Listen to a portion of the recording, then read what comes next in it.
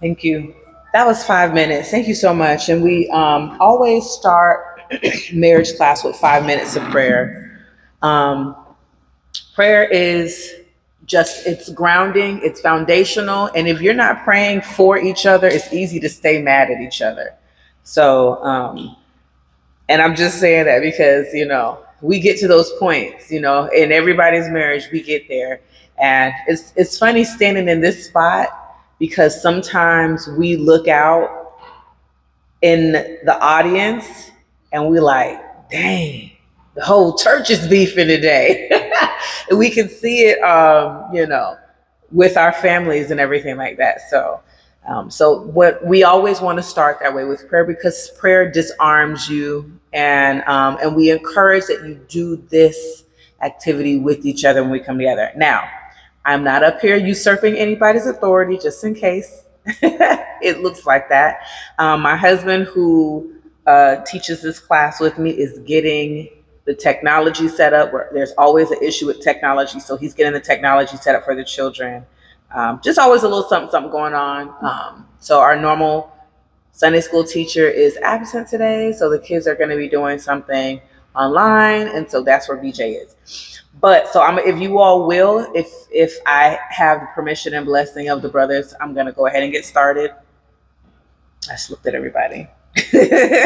um, so last week we talked about we're in the energizing cycle, and we were specifically talking about what women can do to show respect to their husbands.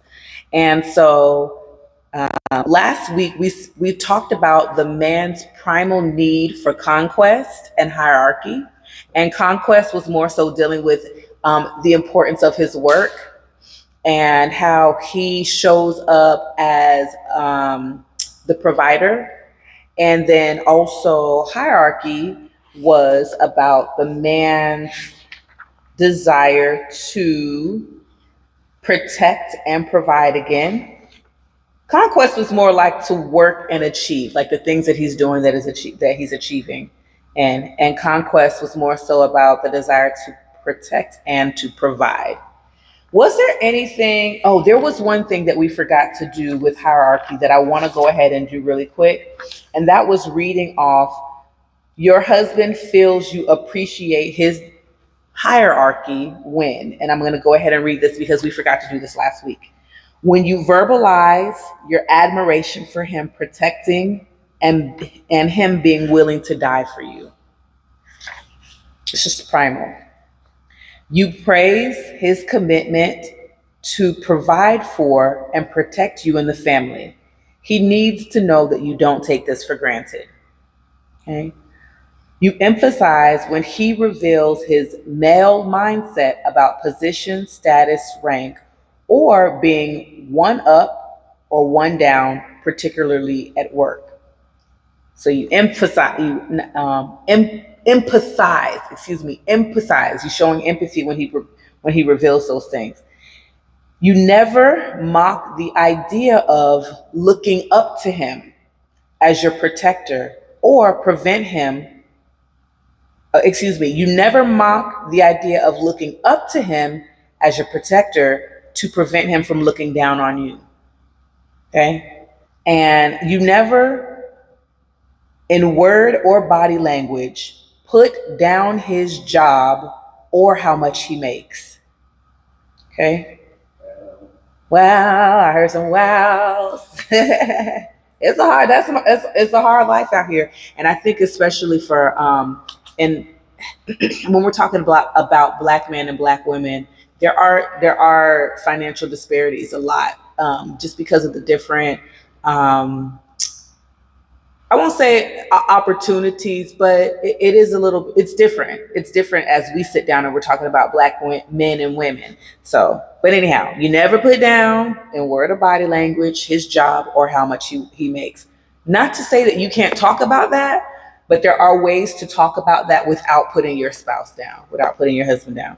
Okay, you are always ready to figuratively okay, I'm gonna have to explain this one, light the candles.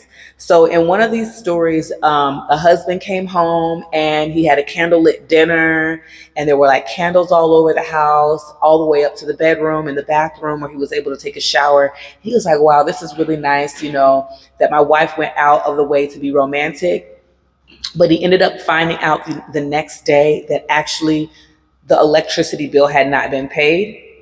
And instead of her coming in on him like, you ain't paid a bill, you owe sorry, whatever, she spared his embarrassment and lit the house in candles. And so what he's saying is be ready to light the candles, meaning if there is a shortcoming of your husband, not rubbing it in his face, but taking the time to just support him. And then also you quietly and respectfully voice concerns about finances and try to offer solutions on where you might be able to cut spending. One of the top reasons for divorce is finances. You got finances, family, and sex. Is that what it is? Okay. Yes, a comment. Yes, please do. When I'm moving. Keep that other one here. You want to just keep that other one? No. Yeah. So I think the comment read quietly. Give me my mic back. Is that what it said? Is that what it said? Run me my mic back. Is that what it said? Right? Yes. The reason why I wanted to highlight that is it's and I know there's a lot of conflict back and forth about the angry Black women being loud and da da da, and all that, and I don't want you guys to walk away feeling like you're being made small by that. One of the reasons why I believe that quietness is needed is because depending on, and this is not for every man, but it just depends on how men come up, right? And I think we talked about this before in another way. Stop crying, and that kind of thing like that. And then when we're motivated to do better, it doesn't come off soft in most cases, depending on our moms, or our dads even. We're told to man up. We're told these things about improvement in a different way than how women are. And so I think that softness keeps us from being ready to fight back, when you need to tell us about ourselves, because we need to be told about ourselves. If we falling short, if we being neglective and we're not taking care of the financial responsibilities and stuff like that, that needs to be addressed. But I think how it does, it really helps, especially if you're dealing with somebody who this is not a skill set that they have. It's not a good quality they have. And, sometimes we don't know certain habits that one another have until after the fact. Right. So I just wanted to share that. It's good that you bring that up, because as we move into authority, this is one of the, we're going to talk about authority and insight today, and that's one of the overarching things. So the question that the book brings up in chapter, this was a hard one. I'm going to tell you, me and BJ, we sat on this one for a long time. And it's not that, I'm going to tell you why it's hard, right? It was hard to write this, the authority chapter, simply because I know everybody is not in the same boat as me and BJ is. And so it's kind of hard to do this. And I also know when we were first married, I'm like, you ain't in charge of me, you ain't the boss of me. But the truth of the matter is, when you're talking about a biblical household and who is the boss in your house, it is important to realize that God places a man as a head and the lead at home. But what he means by this is a man is to act reasonably, responsibly, loving, and respectful. God makes a lot of correlations between the husband being the head of the wife as Christ is the head of the church. And so when you're talking about someone who is the boss and who's handling things at the house, you're talking about that man who, again, we talked about this last week, who was so responsible for this church that all he did, he literally left glory for this church. So you have to be the man that God describes for the church. Be it you're in your family, you're in your house, and you want to beat your chest. You want to beat your chest and then go sit down and put your feet up and eat some potato chips, and that's it, and go to sleep.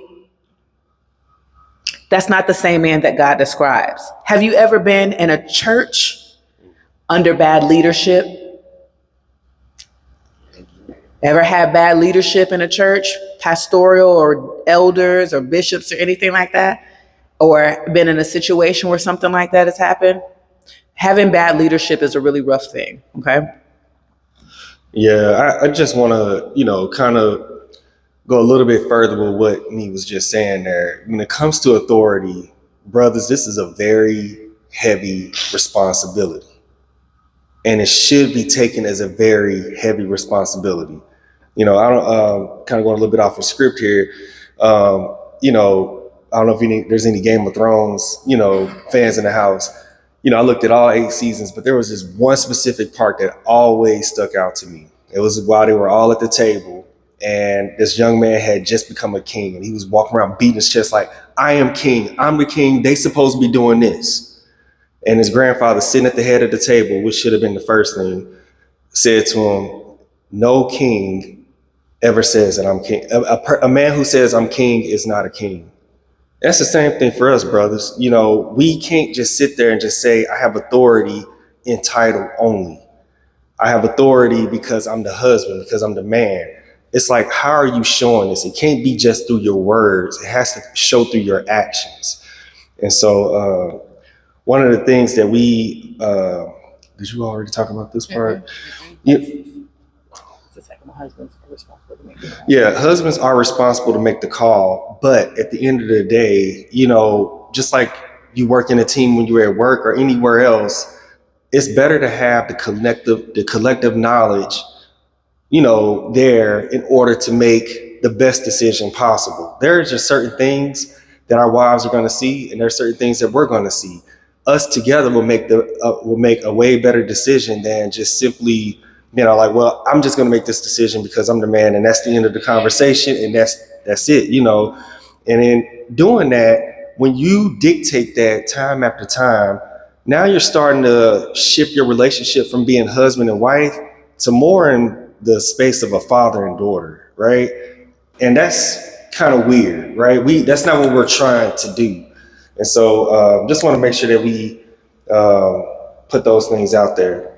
So what do you do because a couple of people asked this question. What do you do if you see your husband is blatantly making a bad decision? Like, I want to respect his authority. I want to be right in the eyes of God. But I know for a fact he is making a super bad decision. How do you handle that? And if you don't know, I'll answer it for you. Okay, boom, here we go. So if your husband is making a decision that you do not agree with, first of all, you can suggest collaboration.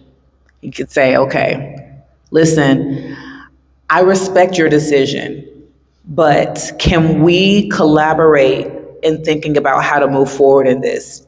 Just because there are some things, I've been praying about it too, and there are some things that I feel like God has revealed to me that I want to share with you.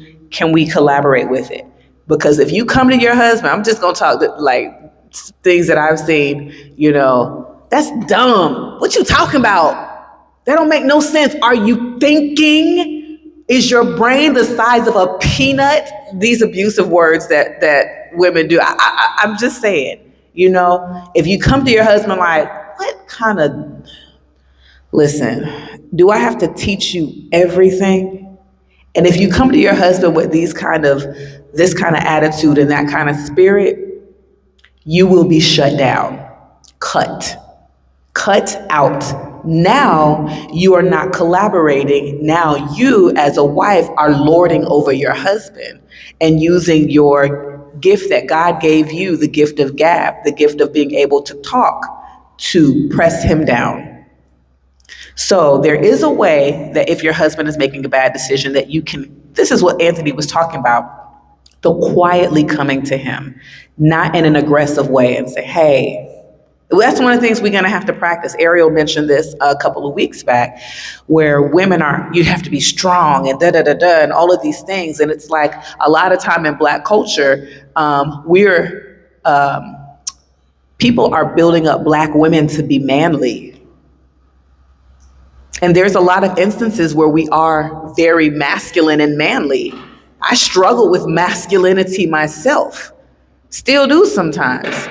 And so when you're built up to be masculine and you get married, you got two men living in the house. Somebody got the give. Okay, I digress.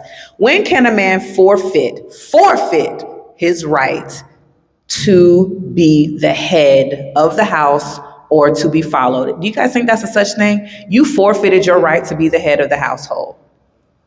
Nope. Say no. I see some no's. I see some no's. I see some blank stares. Any thoughts on that?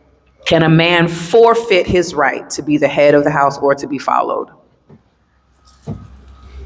I think, in the Bible, it talks about us being the head. I feel like it's not about forfeiting being the head of the household. It's about coming to an agreement.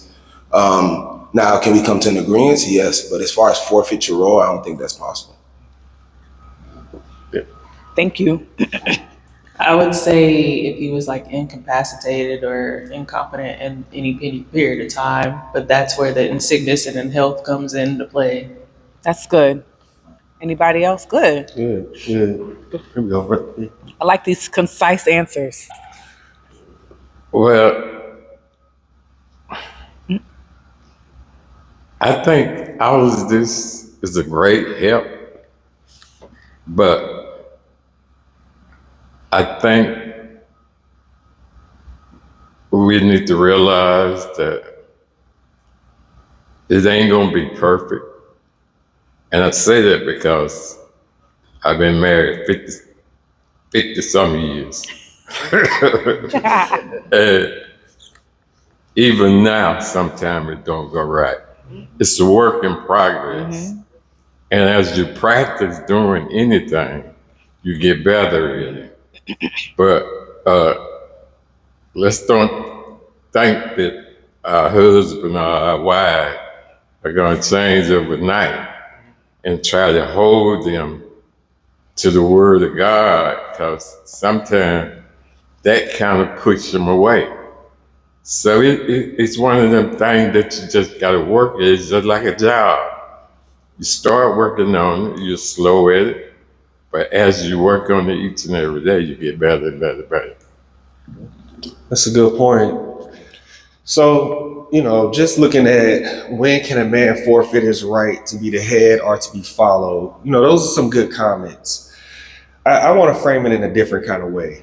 And, you have to think in terms of like, if your husband is making a decision that is, let's just say, illegal or immoral or, just wrong. The biblical example that I come up with that is Ananias and Sapphira, right? Where, they, in the book of Acts, they're selling all their possessions and, the husband, didn't tell the full truth about all that he left, right?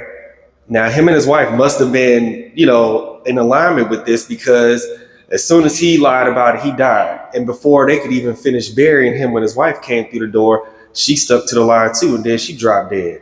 So that's not what we want, anybody else in here to do. If your husband or the head of the household is making a decision that is detrimental, obviously, you don't just walk on off the cliff like that, right? And I think that's really what we're getting at with this question right here. So Just wanted to put that on out there. Yeah, I was just gonna say, when he does not submit to God. Period. Yeah, and that's another really good point. Huge one. If you're not in alignment with God through prayer, through fasting, through reading, through anything, do you really truly feel like you should be in the space of authority at that point? Mm-hmm. And that's something that you really need to consider. Really quick. So that makes perfect sense. But what happens when you get to a point where you feel like you're aligned with God and you're doing everything that you're supposed to, but your wife doesn't think you're doing the same thing? So if you feel like you're aligned and you're doing what you need to do to read and worship and pray, but your wife doesn't think you're doing what it takes, then how do you come out of that? How do you get to a place where you can get to see things from one eye, from one lens? I'll speak from the position of a wife. If my husband is aligned with God, then he's bringing me into that same alignment. And for example, he's saying, "Hey, Nee, let's go pray together," or "Hey, I'm fasting." BJ does this a lot.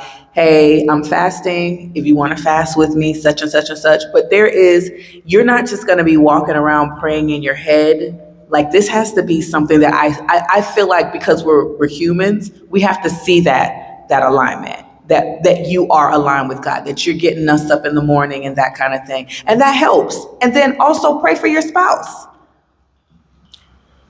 I think for men to answer that question, we got to look at the example, right?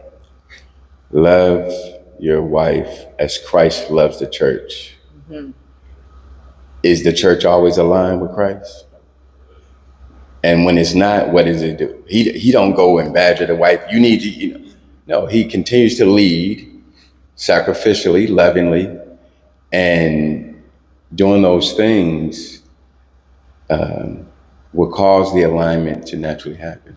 Now, it's not going to be overnight, but your responsibility as a husband is to do what you're called to do and let God be God.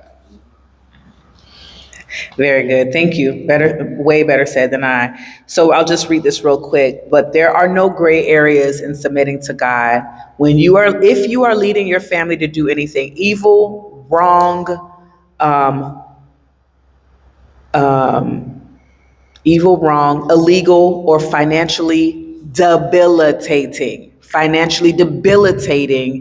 you ain't nobody following you. Let me just put it that way. Ain't nobody following you when you're doing that. Okay. And I wanted to highlight the word debilitating, because what's going to happen is there are going to be bad decisions. There are going to be bad financial decisions. This is not just for poor people, it's for rich people too.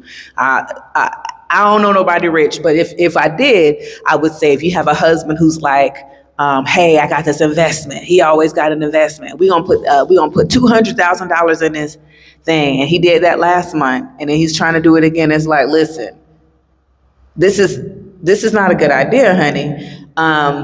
Same thing. And anyway, you have to work with your husband if he makes financial decisions that are not good sometimes. But when it becomes debilitating, he's gambling your money and different things like that, and he's spending up on as strokers. Y'all know where that's at. Look, all the brothers like, shame on y'all. But that is a totally different thing than someone making a bad decision. Yeah, and just to kind of continue on with that, it's just like how Brother Thigpen said.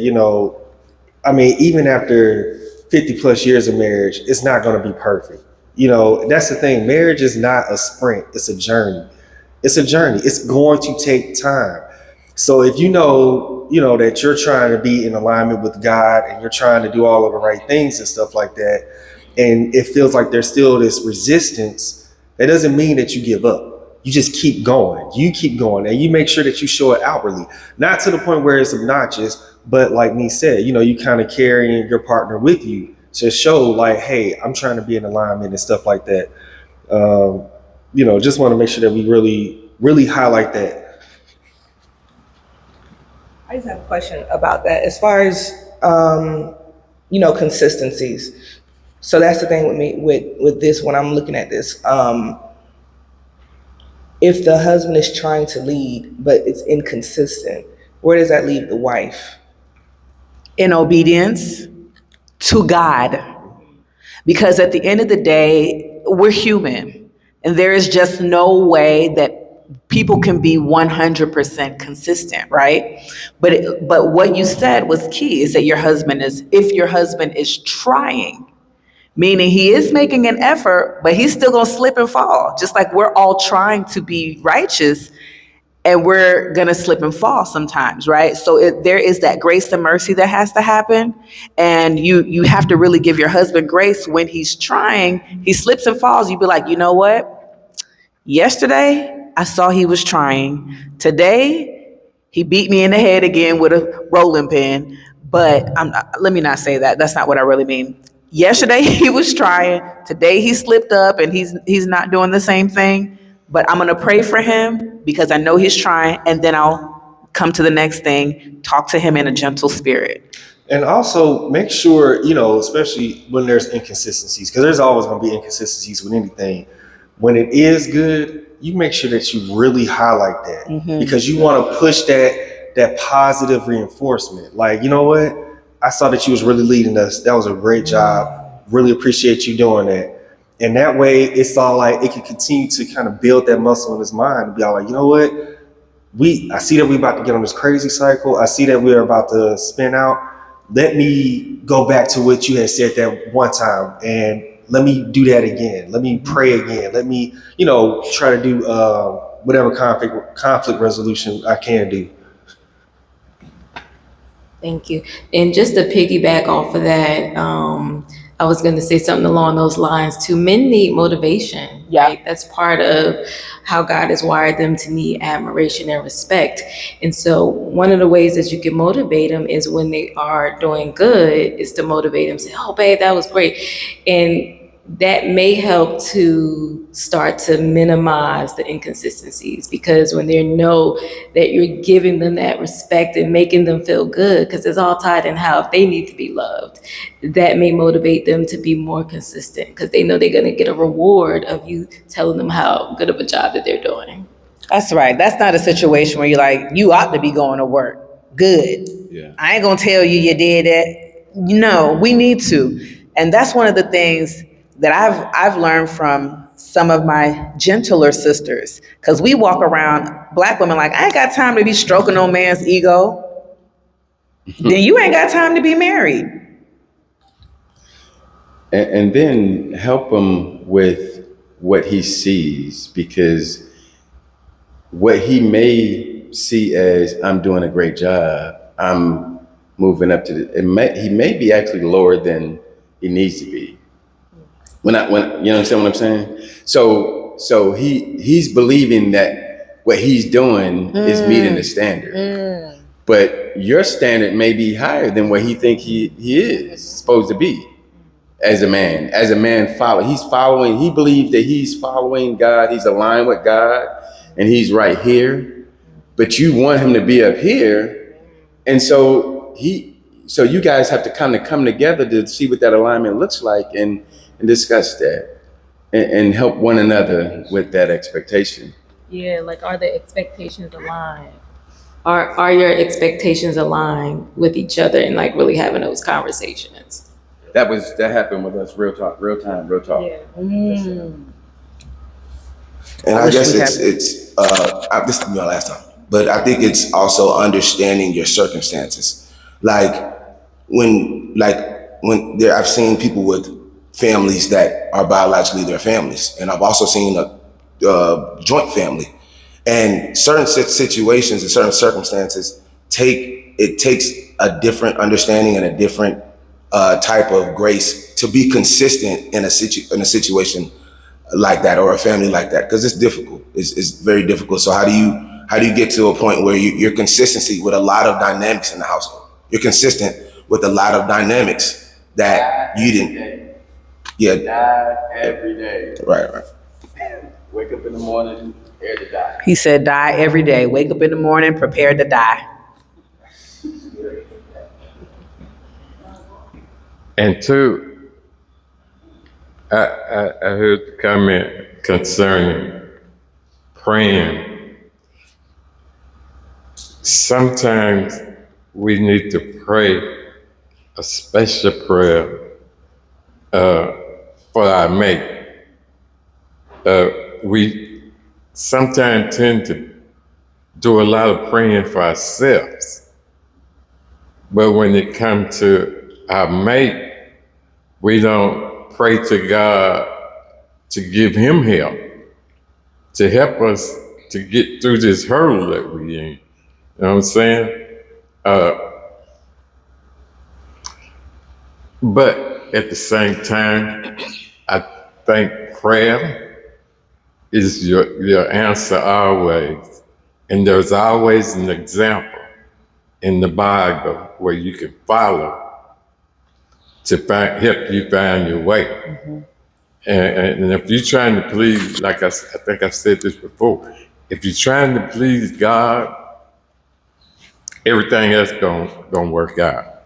You know, no matter where you at, because God is able to work your situation out only if you're submitting to each other. Amen. That's right. We're going to go ahead and move on to the next point. We knew this was going to be this way with authority. Trust me, because we almost took a whole class to do authority. Okay. We're going to stay on authority. Yeah, I just want to also kind of add with, with authority, there's an opposite side to it, right? And so, again, there's another side of the whole inconsistency argument, right? Where it's like, I'm encouraging you when you do a good job, when you make a good decision, but it can be equally as bad if you're really negative when the decision doesn't pan out correctly, especially when, he didn't heed to your advice or to your, hey, let's consider these things and stuff like that. When things bottom out, that's not the opportunity to take shots and to cut. At the end of the day, any reasonable, good-willed husband, and I feel like all of us in this room have to be because we're here right now, they will understand like, okay, that was on me. I missed that. And, you told me to go left and instead I went right. And then we ended up here. The other thing with that, husbands, as you are working into authority and stuff like that, you have to make sure that you take the opportunities to own your mistakes, right? You don't have to be 100% perfect. No one should expect you to be 100% perfect. But if you don't take the opportunity to say, hey, babe, you know what? You was right. You really should have did it like this, or just own that you just made a bad decision altogether in your authority role. That erodes trust. It takes a lot of trust for someone to put their all into you and trust whatever direction that you're going to take them into. And again, we're not supposed to have it 100% perfect, but owning your mistakes, it builds that trust, right? Yeah. So one of the things that we were talking about is when a husband does not acknowledge that he's made a bad decision, he's just like, I made a bad decision. I ain't going to say nothing. I'm puffed up. When a husband doesn't acknowledge he made a bad decision, the wife believes that you don't know you made a bad decision. And it's now her duty to teach you so that it doesn't happen again in the same way. Or if you make a bad decision and you double down on it, you know it's a bad decision, but you're trying to save face and you're trying to make sure that you don't feel ashamed. You're going to go ahead and double down on it. Now it puts the wife in the same exact position to question your authority. You know it was a bad decision. The best thing you could do is sit down with your wife and say, hey, wife, I know we discussed this and you had a better idea and I didn't go with it. Listen, it didn't turn out the way I wanted it to. And your wife, as a goodwill wife, will say, I know, and it's okay. We'll figure out a way to do this. We'll figure out a way to get this done. Okay? And these are things, this is gonna take time. I see some of y'all shaking your head like, no, see, that ain't how it works. It's not yet, but it will take time to get there. I was gonna say, I do feel like that part is important. At the end of the day, I think most wives want to be supportive of their husbands, and conversations have to be had on the front end versus feeling like in the middle of a decision, you've already kind of started the decision, and then you want an opinion. And it's like, well, how can I have an opinion? You know what I'm saying? It needs to kind of happen on the front end when you're considering it. Hey, I was considering this. This was brought to me, because then, for me, I'm gonna just speak for me. I might overreact because I'm like, you've already started. Where am I? Where you want my opinion now? On the in the middle, at the end. And so that can be difficult. And it's not necessarily saying that you don't want to be on board. It's just that where was I at? I'm a second thought. I'm not a first thought. Like, okay, let me go to my wife because this was brought to me. And so, it's not to say that you don't want to be supportive.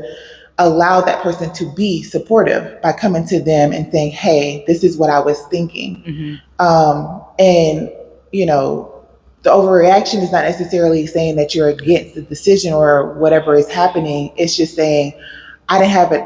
You didn't give me an opportunity to be there in the beginning. And so it almost diminishes, for me, how my whatever thought you thought you wanted from me, it kind of diminishes it, because it's like it wasn't important in the beginning. I think sometimes too, men, they're already ready to make a decision by themselves anyways. And they're like, okay, I'm going through this. I know what I need to do. I'm going to go ahead and I'm operating, I'm rolling. And then when they're rolling, they're like, oh, wait a minute. It's a lady over here I need to talk to about this. So even in those cases, you still have to give grace and say, okay, well, you didn't ask me at the beginning. I see you've already signed for this house and we're about to move out of state. But even in those cases, save your marriage. Still save your marriage and say, okay, well, it looks like you've already started this decision. And you're asking for my opinion now. Well, this is what I think, but still come with love. And what I was going to say next is taking care of the responsibility, wives, of having that gentle and quiet spirit. Kelly, did you want to say something? And then I'm gonna run with this: wives having the responsibility to have a gentle and quiet spirit. Yeah, real quickly, I was just gonna say, to the point of when the husband makes a bad decision,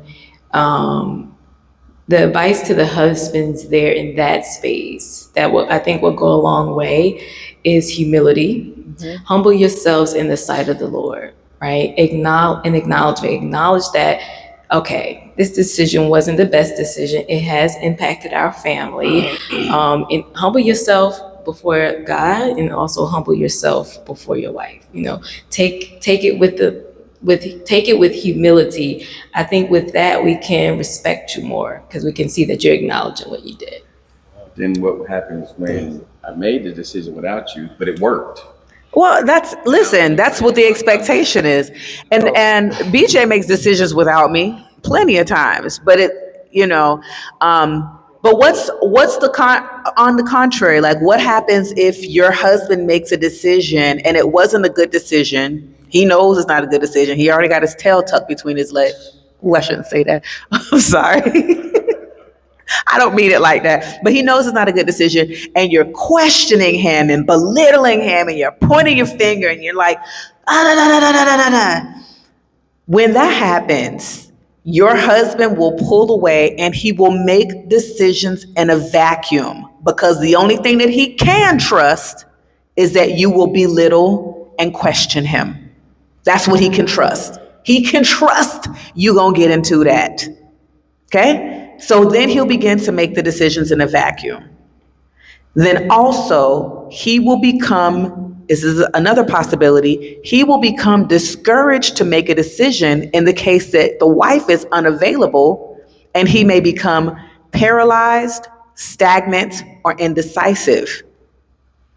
What is important, y'all? Wives get stuck on style points, the way the decision is made, and if they're doing it like me. Okay, and they don't respect the decisions made by the husbands because it's not exactly the way that I would have done that. We have to take a seat back and let our men do what they do and trust God. Trust God. And if you are refusing to submit to your husband, you are refusing to submit to God. Are you praying over your husband? Are you encouraging your husband?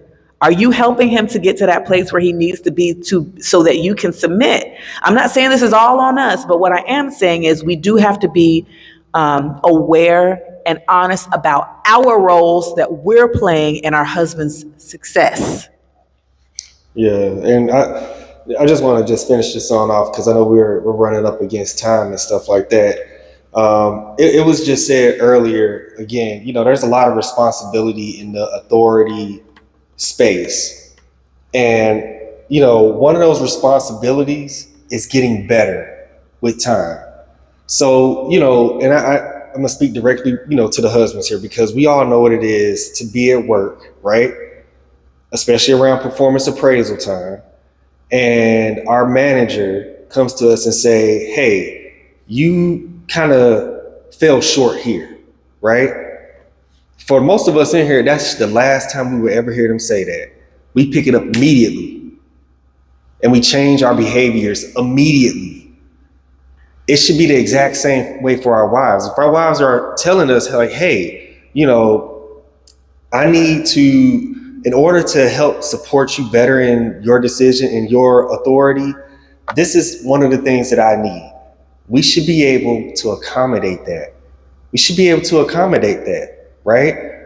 That shouldn't be that big of an issue. So I just want to make sure that I push that back out onto the husbands because, again, like I said, this is a very heavy responsibility. You are leading your family. You are wholly leading this person that you're sitting next to. Mm-hmm. It is not something to be taken lightly. It is not something that we can just, on the other end of that, push away from because now we're afraid to be talked to in a certain kind of way or addressed in a certain kind of way. Sometimes we have to get out of the sensitivity of being told like, hey, you made a bad decision. That did not work well. And if it comes across sharply, it comes across sharply. But like I've always told you all, we're built differently. And with that, I'm not saying that you take disrespect, but if it came across disrespectful, you address that at another time. You hear what your wife is saying right now, which is, hey, this decision did not work. It put us at risk, X, Y, and Z, and you receive that. You take it with the humility, like Kelly was just saying there, and then you move on. Go ahead. Okay. And I just wanted to say one more thing along with that, and that is to the wives. So BJ gonna beat up on the brothers. I'm gonna beat up on the girls. Don't do that. So if you are in conflict with your husband, wives still remain respectful and quiet without preaching, lecturing, or sharply criticizing him, without stonewalling and without pouting or being sour. Okay? This is the advice that I want to give to y'all. And I see y'all nodding your head. Thank you. You can address him without those things, preaching, lecturing, or sharply criticizing him.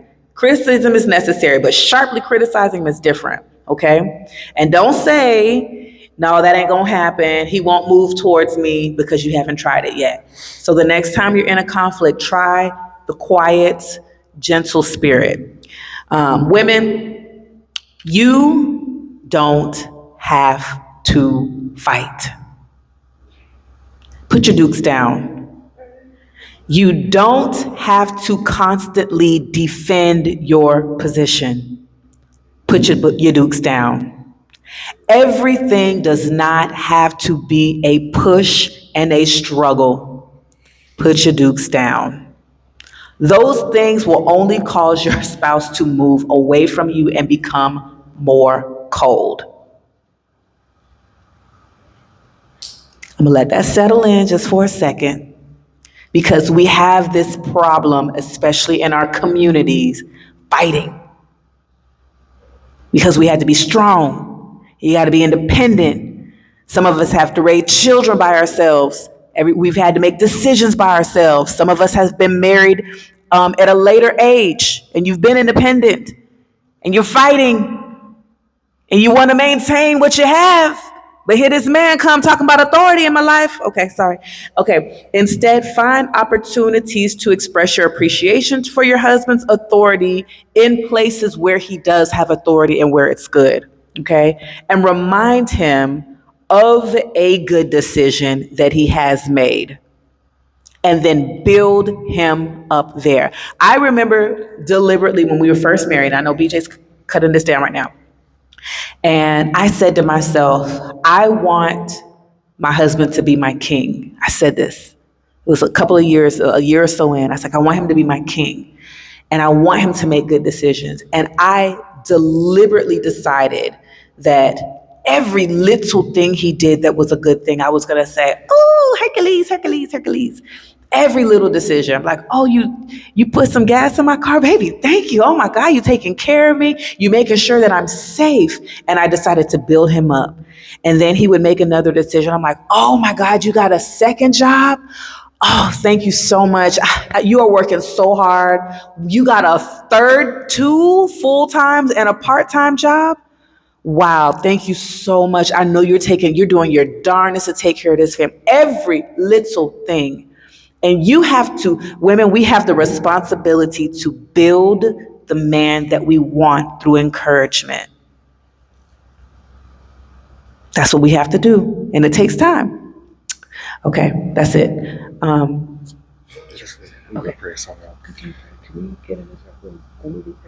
Yeah, sure. All right, y'all. Well, we're going to go ahead and get ready to pray. This week, we're going to put me and Nee in the middle of the circle to be prayed for. And we're going to get started with the worship service. Thank y'all for your participation today. It was a really good class.